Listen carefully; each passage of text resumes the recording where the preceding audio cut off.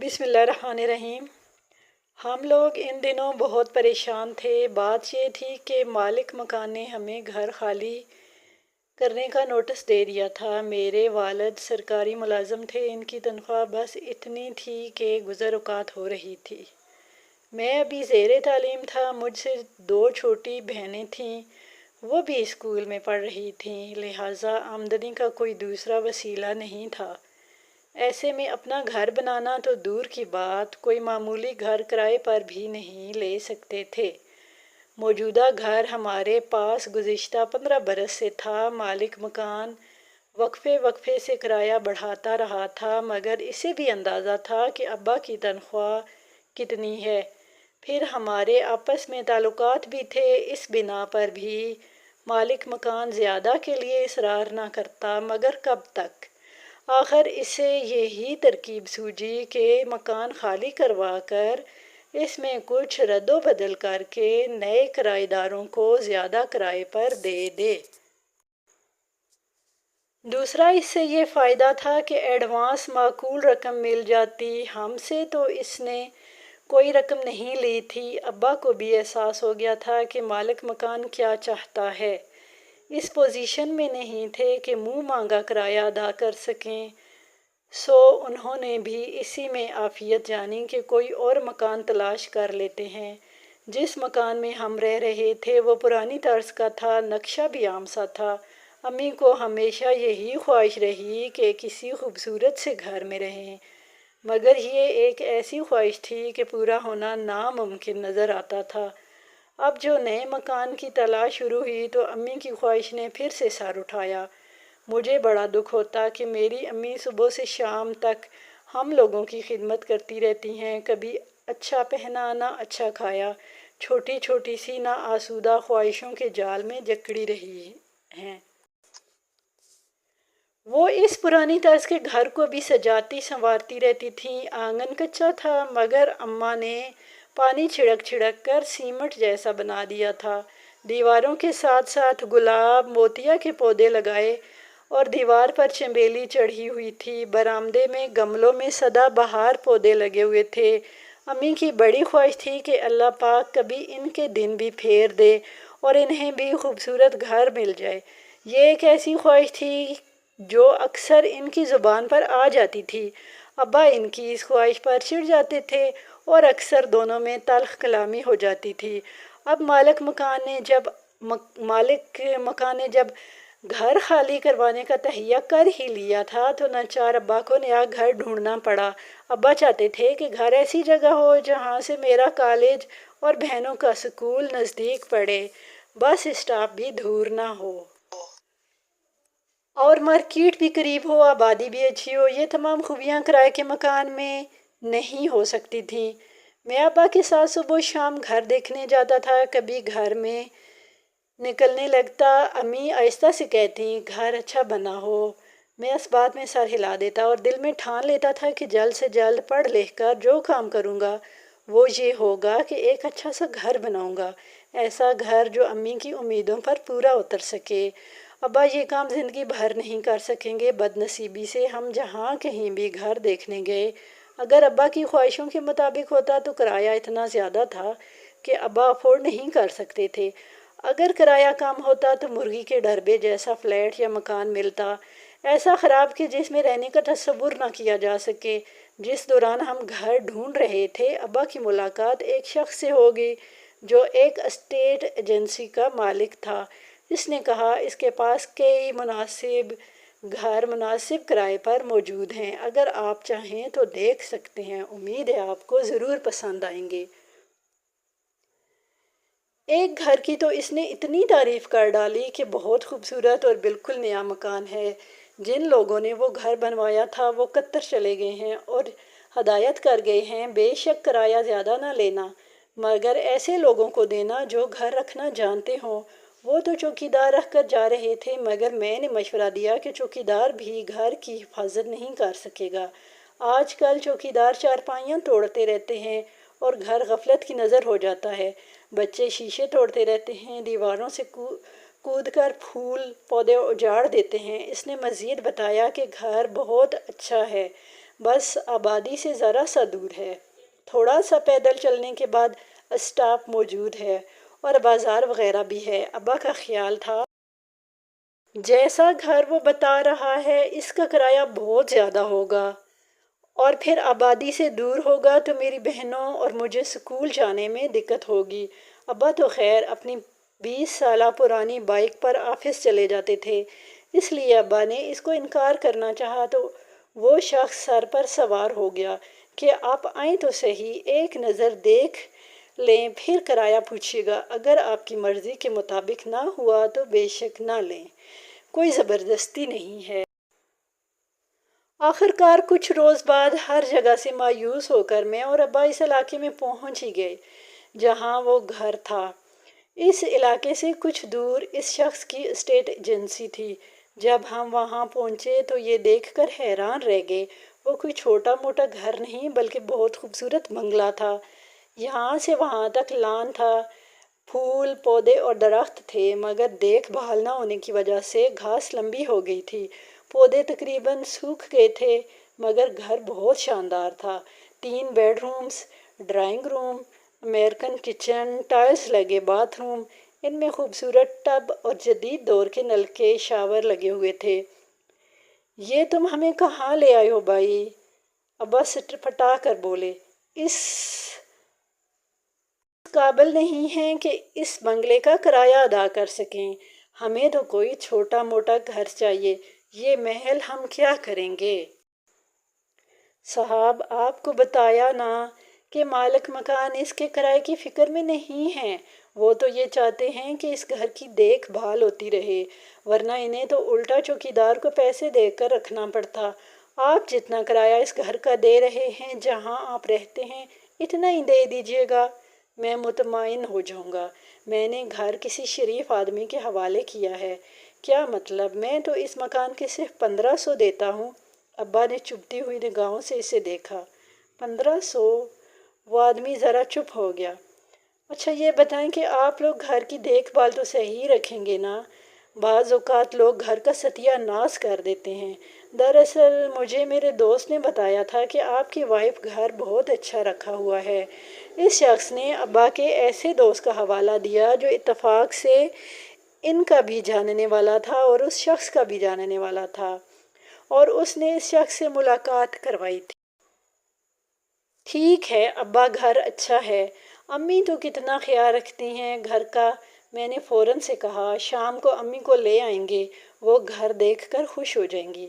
میں بائک پر فرحہ اور صبا کو اسٹاپ تک چھوڑ دیا کروں گا، میرے لیے تو اسٹاپ زیادہ دور نہیں ہے۔ اور کیا جوان بچے ہو، اس شخص نے فوراً کہا۔ ابا سوچ میں پڑ گئے، اس کے سوا کچھ چارہ بھی نہیں تھا، کوئی دوسرا گھر بھی دستیاب نہیں تھا۔ ٹھیک ہے، میں کل آ کر بتاؤں گا، ابا نے جواب دیا۔ میں راستے بھر ابا کو قائل کرتا رہا کہ ابا گھر بہت اچھا ہے، اس کے پاس اور بھی گھر بن رہے ہیں۔ پھر ابا مالک مکان طویل عرصے کے لیے باہر گئے ہوئے ہیں، فی الحال 4-5 برس تو ان کے آنے کی کوئی امید نہیں ہے، اس عرصے میں میں نوکر ہو جاؤں گا تو ہم اپنا گھر لے لیں گے۔ دراصل میں چاہتا تھا کہ امی خوش ہو جائیں۔ گھر پہنچ کر سب سے پہلے امی کو خوشخبری سنائی۔ امی تو ایک دم پرجوش ہو گئیں۔ اندھیرا نہ ہوتا تو میں ابھی چلی جاتی، وہ خوش ہو کر بولیں۔ ابا کسی کام سے باہر گئے ہوئے تھے، میں نے دل کھول کر اس گھر کی تعریف کی اور ایک ایک چیز کی تفصیل بتائی۔ امی ساری تعریف اور تفصیل سن کر بہت خوش ہوئی۔ اگلے روز امی، دونوں بہنیں اور میں ایک ٹیکسی میں ابو کے ساتھ روانہ ہو گئے۔ ابو نے رات کو بھی کئی بار یہ بات کی کہ گھر آبادی سے کافی دور ہے اور راستے میں بھی یہی کہتے رہے۔ میں حیران تھا کہ ابا کو دوسرا گھر نہیں مل رہا، پھر بھی اس گھر میں برائیاں ڈھونڈ رہے ہیں۔ بہرحال ہم سب وہاں پہنچے تو امی اور بہنیں بہت خوش تھیں۔ ایک بہن بولی، ہائے یہاں پڑھنے میں کتنا مزہ آئے گا۔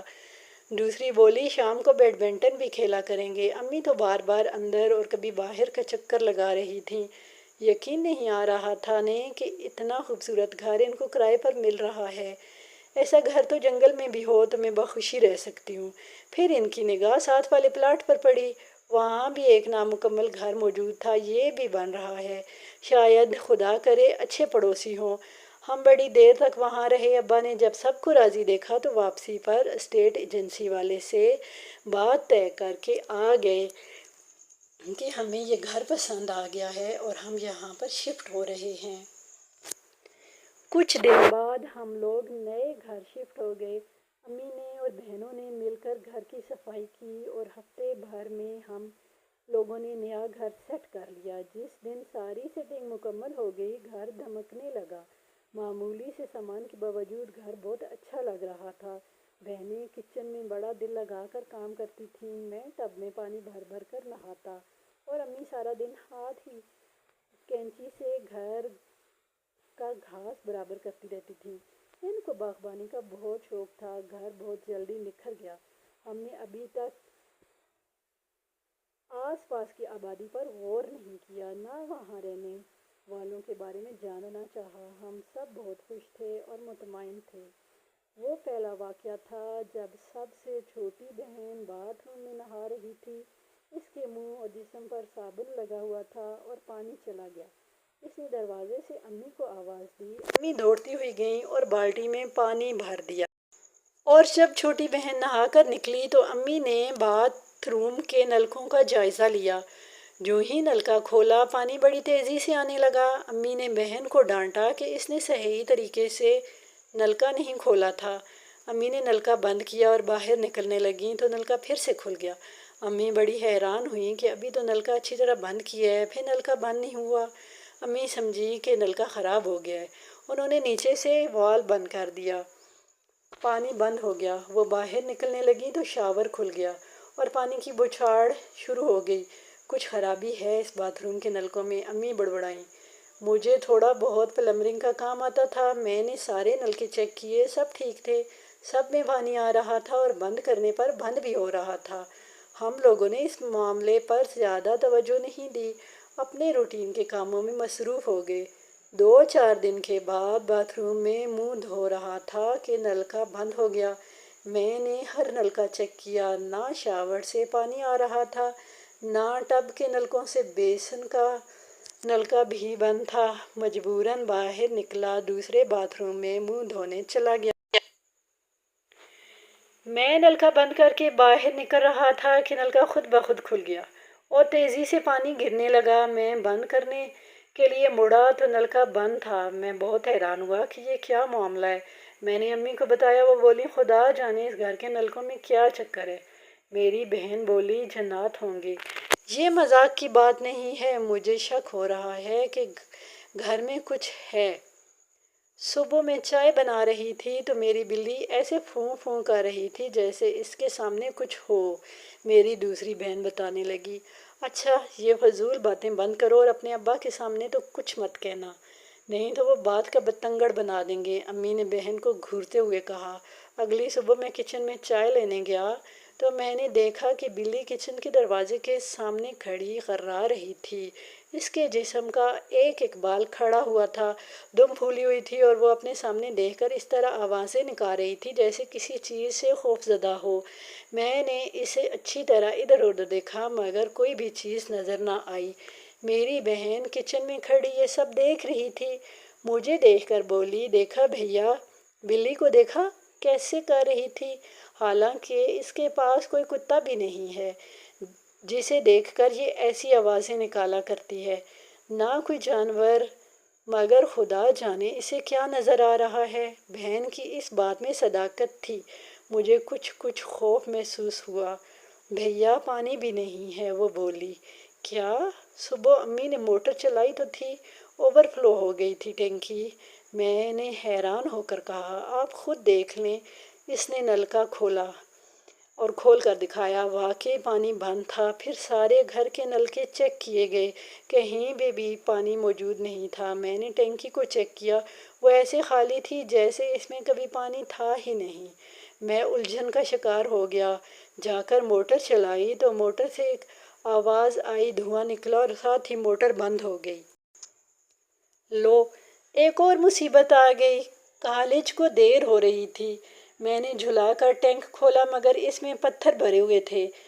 پہلے تو مجھے اپنی آنکھوں پر یقین نہیں آیا۔ بھاگ کر امی کو بلایا، انہوں نے بھی تصدیق کی کہ ٹینک میں پانی کی بجائے پتھر بھرے ہوئے ہیں۔ امی پریشان ہو گئی۔ میں برابر والے پلاٹ سے پانی بھر کر لایا۔ یوں سب نے منہ ہاتھ دھویا اور روزمرہ کے کاموں میں مصروف ہو گئے۔ دوپہر کو گھر آیا تو ابھی تک سب یہی باتیں کر رہے تھے۔ میں بے دھیانی میں ہاتھ دھونے کو گیا، نل کھولا تو پانی آ رہا تھا۔ میں حیران ہو کر چلایا، امی پانی تو آ رہا ہے۔ ہاں، ٹینکی کو تو میں نے صبح بھرا تھا، میں نے امی کے منہ سے سنا۔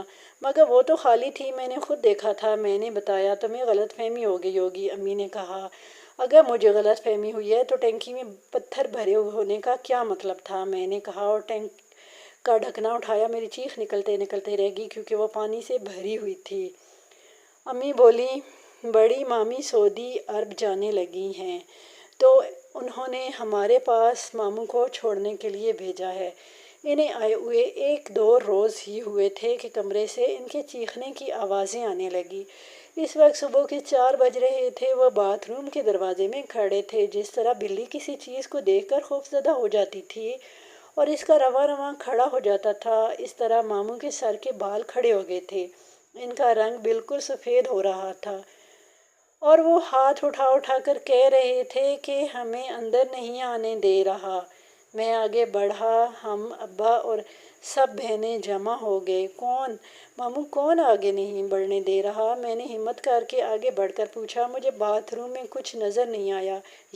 اس کے دانت باہر ہیں اور سر پر سینگ ہیں۔ انہوں نے اندھیرے باتھ روم میں اشارہ کیا۔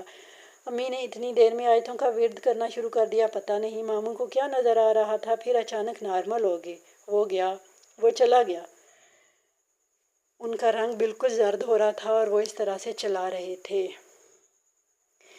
ابھی 3-4 دن سکون سے گزرے ہی تھے کہ لان میں بیٹھا ہوا تھا، عصر کا وقت تھا کہ اچانک میرے سامنے ایک سانپ کا پھن لہرایا۔ میں خوفزدہ ہو کر اٹھنے لگا کہ گھاس میں سانپ نکل آیا ہے، مگر سانپ بہت زیادہ خوفناک تھا اور سب سے خوفناک بات یہ تھی کہ سانپ کسی اندھے ہاتھ میں تھا اور کوئی اس کو رسی کی طرح میرے چاروں طرف گھما رہا تھا۔ میرے حلق سے کوئی آواز بھی نہیں نکل سکی اور بیٹھے بیٹھے پسینے میں نہا گیا۔ اس گھر میں ضرور کوئی بلا ہے، کوئی جن ہے، کچھ بھی ہے، ضرور ہے۔